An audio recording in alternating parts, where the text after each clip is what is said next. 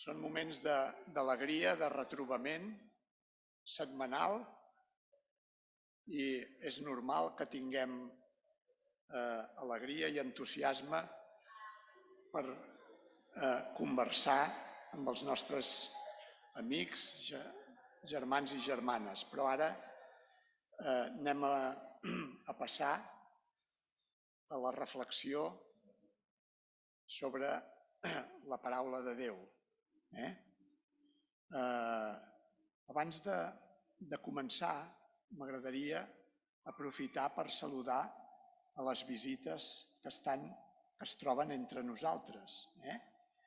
Tenim, per exemple, Altagracia Ramírez i Antonio Romero de Girona.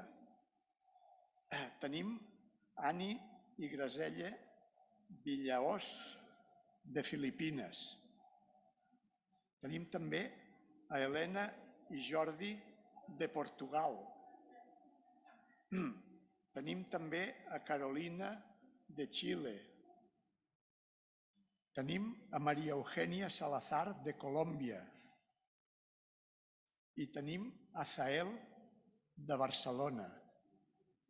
A totes aquestes persones els desitgem que es trobin bé entre nosaltres i que la reflexió sobre la paraula de Déu pugui ser útil també per cada un dels presents i puguem aprendre i estimular-nos uns als altres a seguir en els camins proposats pel Senyor. Bé, començarem, doncs, el culte d'aquest dematí cantant tota la congregació a l'himne que sortirà aquí a la pantalla.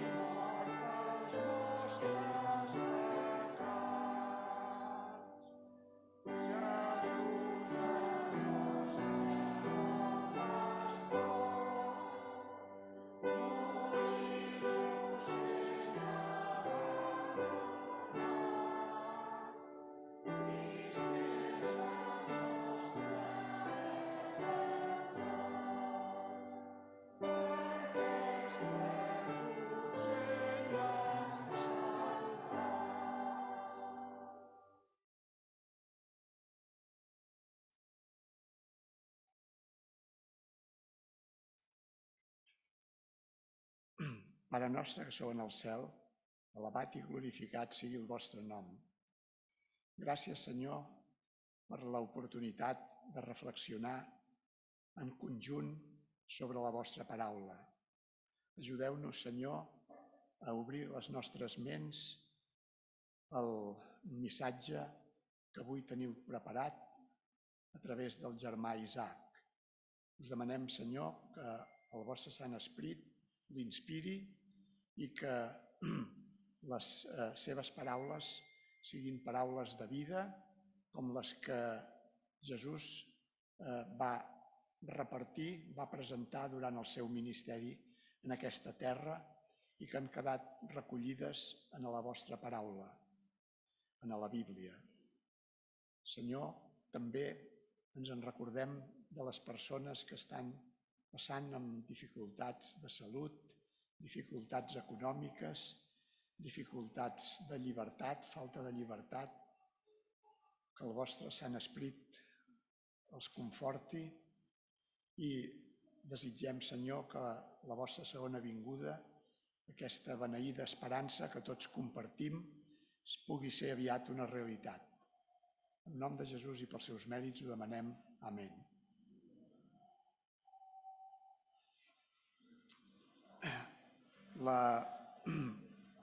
La predicació, la reflexió d'avui estarà a càrrec del germà Isaac Llopis, que ell és membre del grup de CLAM i que avui està entre nosaltres.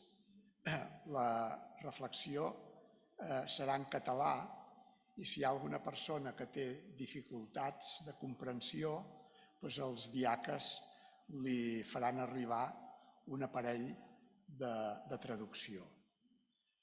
I ara, a continuació, invitem els nens a vindre aquí al davant per escoltar la història de nens. Endavant, doncs, els nens.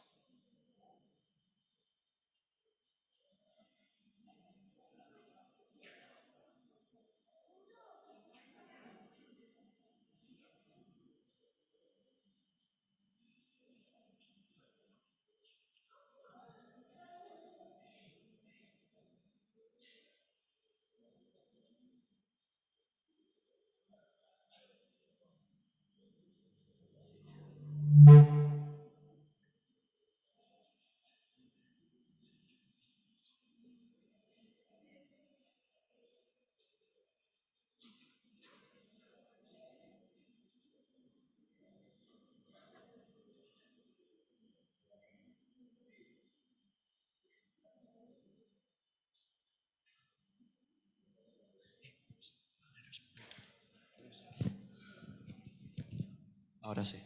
Vale, bien. Mira, si os podéis poner aquí, por favor. Chicos, venga ya. Por favor. Ponte aquí. Si os podéis poner aquí, por favor, sentaros en... Vale. Bueno. En la historia que tenemos hoy es una fábula de Esopo, que es, si no sabéis quién es Esopo, fue un fabulista griego. Y bueno, si tampoco sabéis qué es una fábula, ¿alguien de vosotros sabe qué es una fábula? Bueno, una fábula es una historia ficticia, imaginaria, que habla sobre animales, así un cuento pequeño sobre animales y personas que, bueno, sirve para enseñar a la gente, a los niños. ¿Sabes? Y esta fábula se llama Los pájaros y el gato. Bueno, pues, ¿alguien de vosotros tiene pájaros en casa o algo, o no? ¿No? Vale. Pues bueno, y sabéis que es una casita de pájaros, como vemos en la pantalla aquí. Una casita de pájaros de estas sirve para, bueno, como ya dice el nombre, es una casa para pájaros y ahí es donde pues duermen ahí un grupo de pájaros, así una familia eh, y todo eso, ahí duermen, comen ahí, bueno. ¿Y qué pasó? Que había una casita de pájaros, como vemos en la pantalla, que los pájaros que estaban dentro se pusieron enfermos. Así, enfermos y bueno, necesitaban un médico. ¿Qué pasó? Que en todo el vecindario se dio cuenta que esta casita de pájaros estaba enferma. O sea, los pájaros que estaban en esa casita estaban enfermos. Y hasta que un día un gato se dio cuenta un gato que les gustan comer pájaros, ¿no? Eh, pues se dio cuenta que estaban enfermos así y tuvo una idea. Tuvo una idea y fue ponerse una bata blanca y hacerse de médico. ¿Sabes? Era un gato listo, ¿eh? Pues se puso ahí una bata, se llevó su estetoscopio. Sí. Ya, lo sé, da igual. Eh, y pues eso, fue y tuvo la idea esta, que es bastante ingeniosa, es muy inteligente el gato. Entonces va y dice, bueno, ay, gracias. Va, visita a los pájaros y pues les pican la puerta. Bueno, entonces los gatos preguntan quién está. Y el gato dice, bueno, soy el médico y vengo a daros mi audicina. Bueno, resulta que los pájaros son bastante inteligentes también. Y se dieron cuenta que mi audicina no es lo mismo que medicina. O sea, se dieron cuenta que que en realidad no era un médico, era un gato que se vistió de médico. Pues esto es algo que se puede aplicar en la vida real. Bueno, no, todavía no he terminado la historia. Em, entonces los pájaros dijeron, bueno, preferimos estar sin medicina que estar con mi audicina. Eh, pues esto, ahora sí, se puede aplicar en la vida real. Que si podemos avanzar pantalla, por favor. Vale. Tenemos aquí escrito en la Biblia que Jesús dijo, ten cuidado de los falsos profetas que vienen disfrazados de ovejas inofensivas, pero en realidad son lobos feroces, que es otro ejemplo que pone aquí pues Jesús. Y en vuestro caso, se puede decir que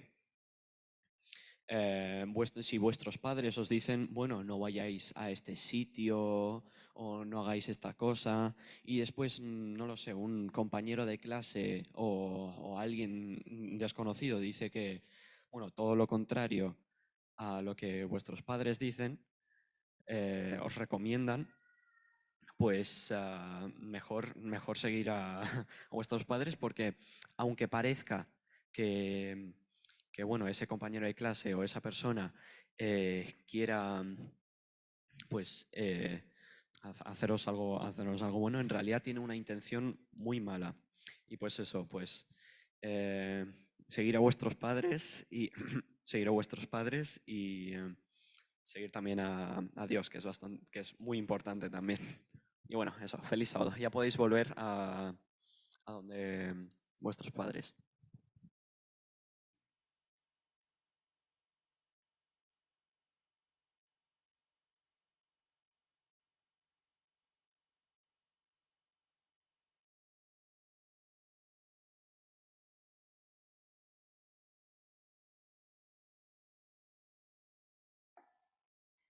Bon dia, bon dissabte.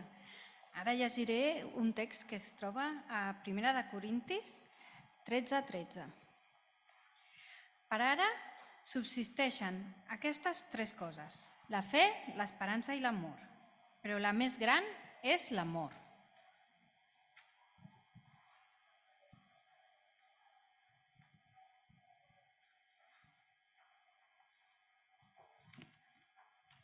Bon dissabte a tothom. Suposo que el tema traducció ja està controlat. Dono salutacions als traductors que ho estiguin fent, no sé si el castellà, l'anglès o el que sigui. Com ha llegit l'Elisenda, doncs un text molt, molt conegut, parlarem en cert sentit de fe, esperança i amor.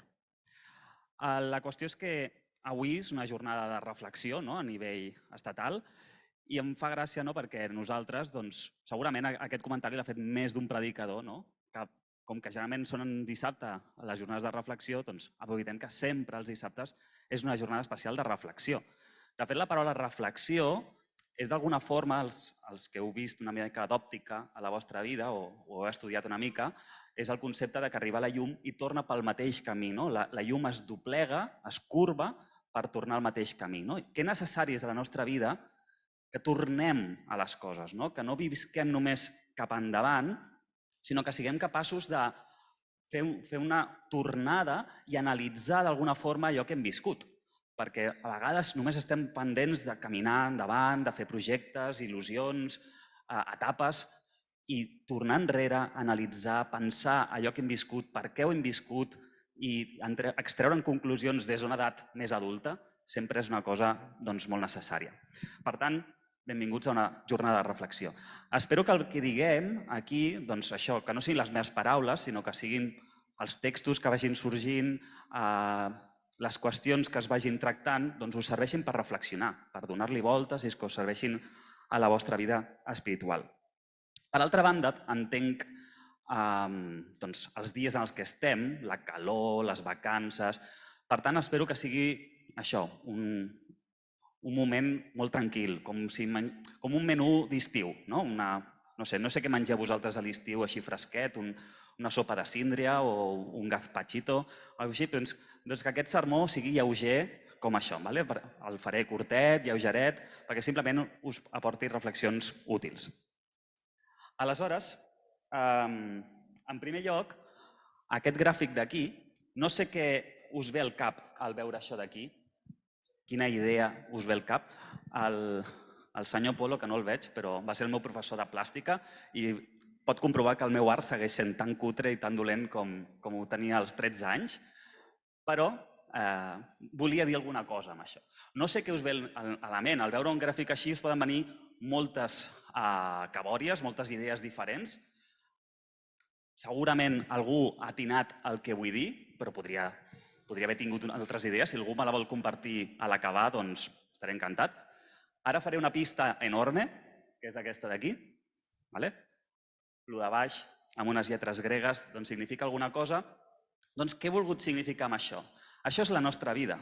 Si ho analitzem des de fora, fredament, la nostra vida és un segment dins del temps universal que hi ha. A baix tenim un vector, perdoneu la meva manera de parlar de matemàtica, però un vector que va de menys infinit a infinit, que és l'alfa i l'omega, el temps de Déu. Un temps que no és temps, és una altra cosa, segurament, no? I allà estan els nostres segments, més llargs, més curts, van començar abans, han començat després. Tots els que estem aquí estem dins d'un segment de temps. I aquesta línia vertical és el present. En aquest present tots ens hi trobem, alguns acaben de venir, la Mar, molts nens que estaven aquí abans acaben d'arribar, molts porteu molts anys en aquest planeta, alguns teniu més experiències, heu viscut a molts llocs, però parlant del temps, tots ens trobem en aquest temps i tots pretenem seguir aquí d'aquí en endavant. El que és un fet és que tots el temps el vivim. El temps és una estructura antropològica. Tots necessitem el temps. Tots entenem el nostre voltant amb el temps. És impossible concebre tot el que concebem, totes les impressions que tenim, sense l'espai i el temps. I a més ho fem amb 3 aspectes: passat, present i futur. Tots tenim un passat a la nostra esquena, un passat en el qual hem acumulat experiències, hem acumulat situacions, un present que pràcticament no existeix, és una superfície, el passem en seguida, i un futur on volem ser feliços, on volem veure moltes coses, i, òbviament, els que tenim fe, projectem en un futur que va més enllà de les coordenades espai-temps. És curiós, no?, perquè en aquest sermó el nombre 3 surt bastantes vegades, no? Aquest nombre de completitud, perfecció en aquest sentit de completitud. Tenim molts textos a la Bíblia i el mateix concepte de Trinitat és aquest nombre 3 que apareixerà sovint. Això és dedicat a una persona d'aquí, que és el José. Vaig pensar, això dels segments de temps, que jo soc molt friqui, buscar aquestes coses perquè m'ajuda a situar històricament certes coses, doncs vaig pensar, em busco algun que al José li agradi i res, aquest sobre els estoics. Aleshores, voldria parlar d'aquests 3 moments, no són moments ben bé, d'aquestes 3 maneres d'entendre el temps: passat, present i futur. I d'alguna forma lligar-ho amb una teoria més o menys ben feta, perquè és una teoria que em va sortir a la dutxa un dia, amb el text que ha llegit l'Elisenda, el text de la fe, l'esperança i l'amor. Aquesta és la relació que faig, que, com veureu, és força imperfecta, perquè relacionar la fe amb el passat no és ben bé veritat. Quan parlem de fe, pensem en el futur, però sí que jo crec que val la pena mirar el passat amb fe. De fet, el passat pot alimentar la nostra fe, perquè quan tenim fe és per allò que hem viscut en el passat, per aquella revelació que hem rebut i que ens ha fet tenir fe.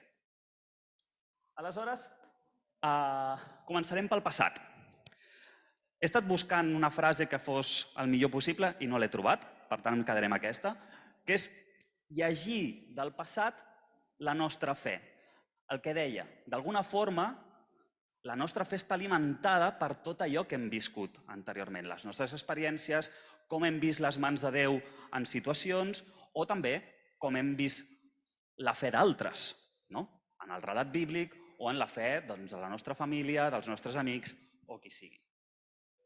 El fet que vull remarcar és que, i això em sembla molt interessant, com a mínim a mi personalment, és experimentar la vida amb agraïment. Crec que massa sovint veiem al nostre voltant o en nosaltres mateixos una vida de nostàlgia, una vida a vegades d'indiferència. Jo crec que una persona de fe és aquella que és capaç de viure la vida amb agraïment. Amb agraïment d'allò que Déu t'ha donat, amb allò d'agraïment allò que els altres t'han arribat a donar. I aquí aniré citant una sèrie de textos, alguns m'entretindré més, altres menys. M'agrada molt aquest de fins aquí ens ha ajudat el Senyor.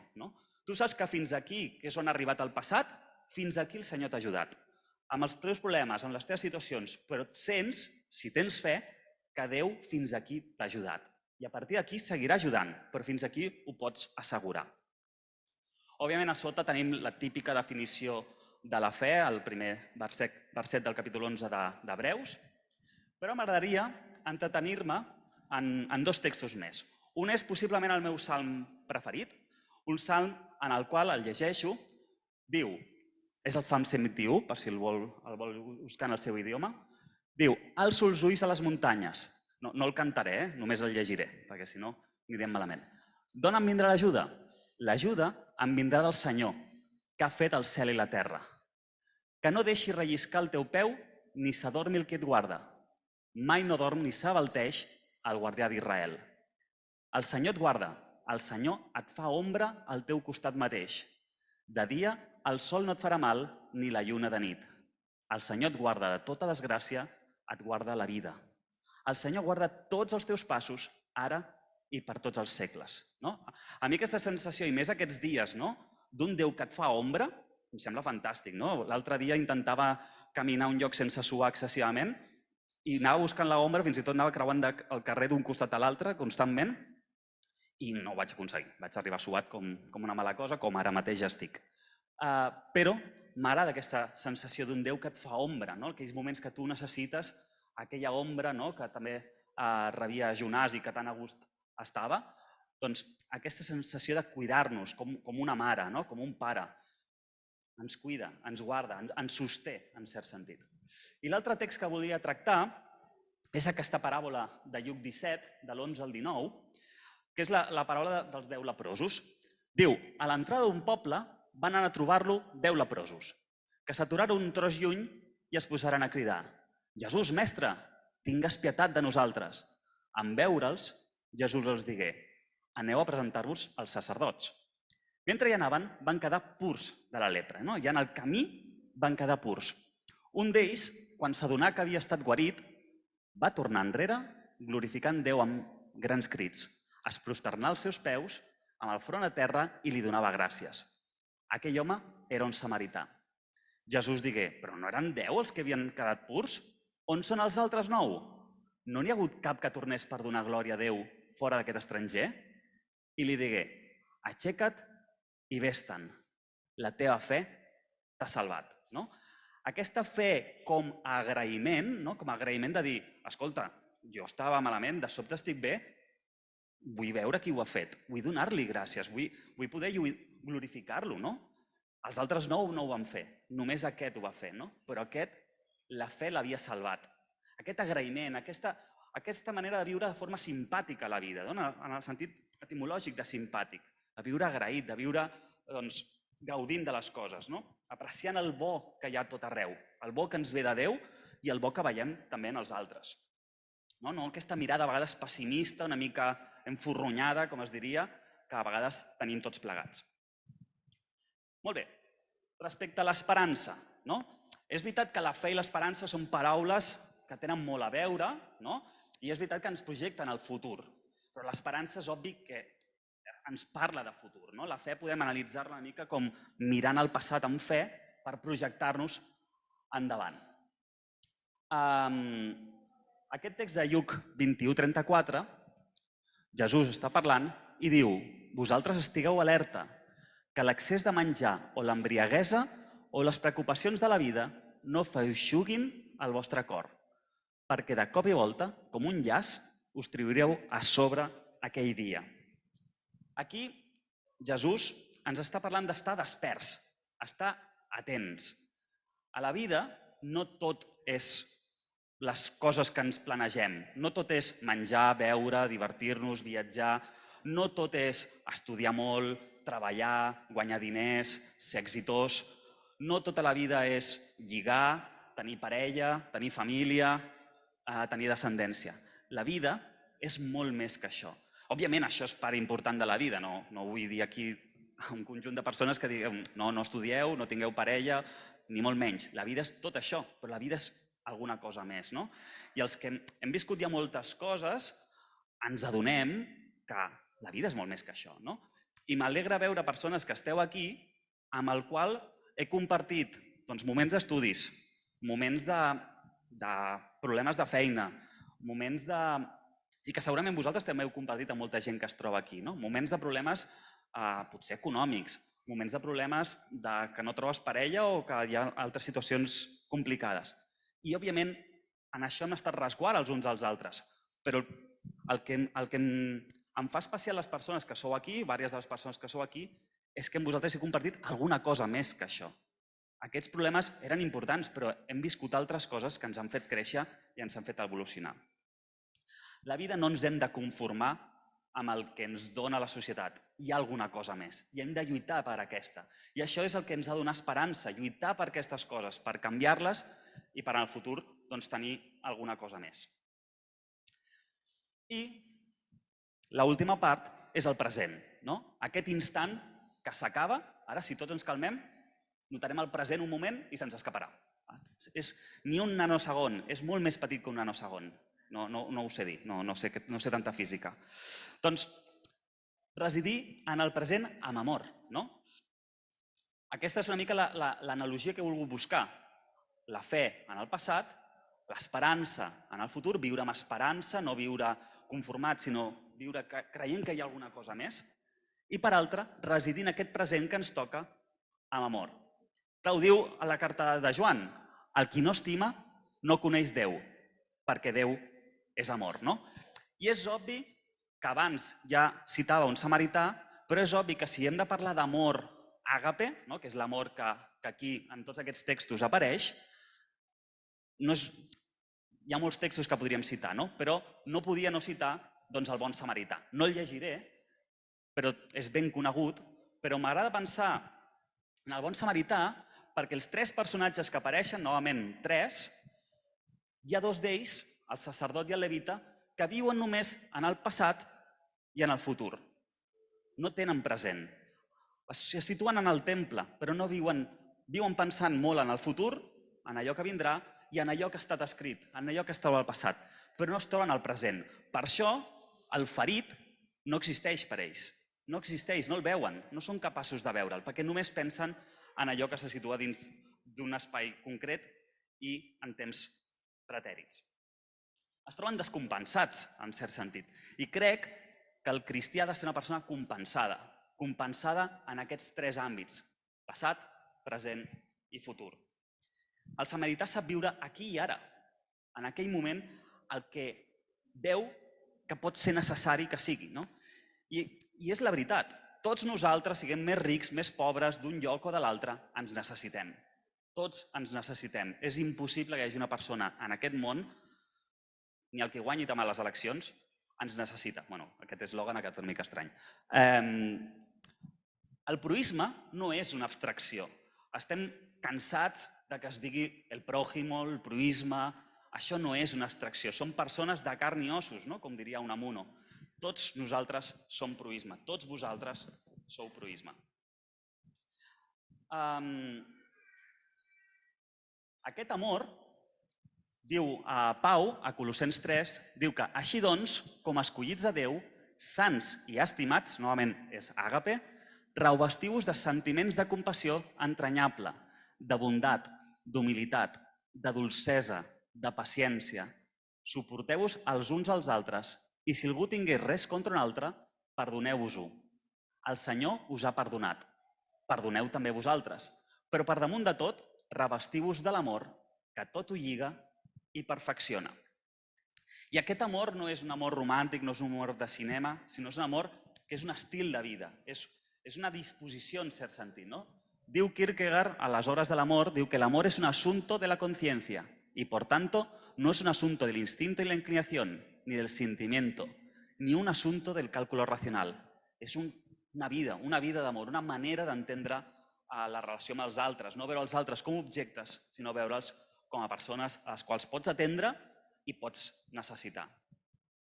I ara aquí ve la comparativa en forma de textos, i és la següent. Aquest famós text de George Orwell de la novel·la 1984, que diu qui controla el present controla el passat i qui controla el passat controla el futur. La lligo, ja sé que la metàfora és una mica agafada amb pinces, però permeteu-m'ho, lliga amb aquest text que he llegit abans de l'Elisenda. Ara doncs es mantenen la fe, l'esperança i l'amor, tots tres. Però l'amor, que és el present, és el més important. I si tu estimes, si tu ets capaç d'estimar, tindràs fe, i si tens fe, tindràs esperança. Per tant, això, aquesta paraula que aquí diu l'amor és el més gran, que en el grec diu mega, que és una cosa un prefix que el fem servir per moltes coses, aquesta grandiositat que és l'amor, és el que ens fa entendre el que és l'essència del cristianisme. Què és allò que va tenir el samarità? Per això Jesús posa l'exemple al samarità, perquè va tenir l'amor que el va fer saber tenir fe i tenir esperança, i per això ser un exemple i semblar-se en cert sentit a Jesús. I això és el que volia compartir amb vosaltres. Espero que alguna cosa us pugui servir i que pugueu reflexionar, pugueu estimar i pugueu tenir fe i esperança en aquest món, a vegades una mica difícil. Amén.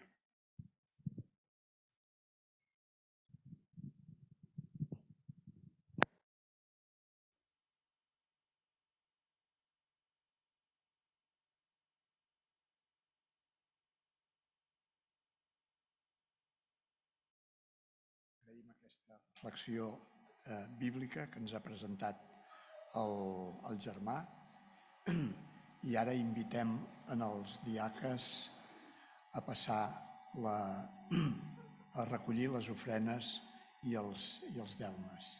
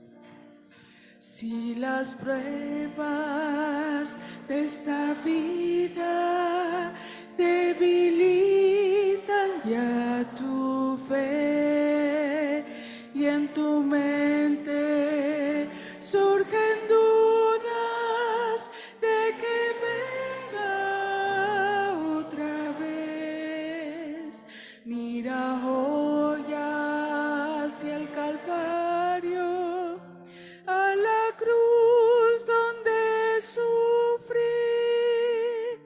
¿Qué más pruebas quieres que esta? Te amé hasta morir. Aunque pienses que demoro y sientas que me atraso, un día prometí volver y pronto lo cumpliré. Aunque pienses que demoro y sientas que me atraso, yo no me olvidé de ti. Vendré otra vez. ¿Te parece que podría olvidarme de cumplir si en la historia de este mundo rojas huellas ya dejé? Y una madre se olvidara de su hijo alguna vez, aún así jamás pensaría olvidarme yo de ti. Aunque pienses que demoro y sientas que me atraso, un día prometí volver y pronto lo cumpliré. Aunque pienses que demoro y sientas que me atraso, yo no me olvidé de ti. Vendré otra vez.